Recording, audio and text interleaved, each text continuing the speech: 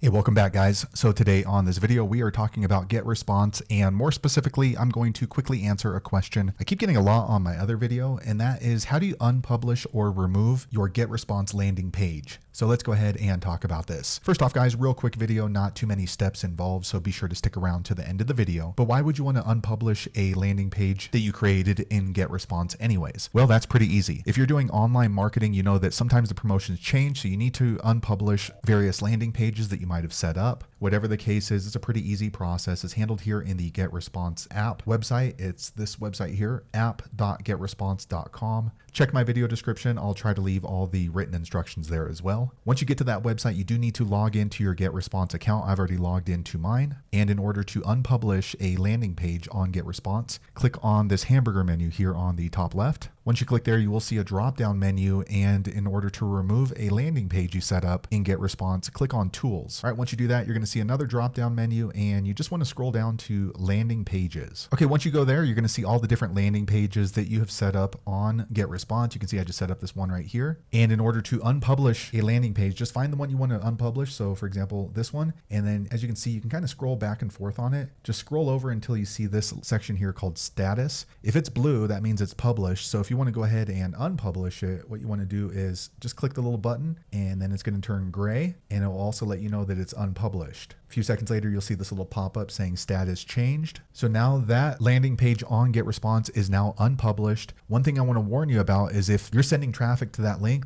is going to be broken. So rather than just losing the traffic, make sure that you change the link before you unpublish, whether that's on your website or YouTube channel. Now, because it's unpublished, you can come back and republish just by scrolling that button over. However, if you want to permanently delete that landing page, you know for sure you're not going to use it, you can go ahead and just scroll all the way to the right, and you're going to see these three little dots. Just click on there, and then you can see a delete button. Once you do that, it will delete that landing page in your GetResponse account. However, if you do that, you will need to recreate the landing page if you ever wish to use it again. So there you have it, guys. If you're wondering how to unpublish a landing page on GetResponse, that's the easiest way I know how to do it. If you know an easier way, be sure to leave a comment below. Let the rest of us know how you did it. Hopefully you found that video useful. If so, click thumbs up, or maybe consider subscribing to my channel, and I hope to see you on the next video. Thanks again for watching.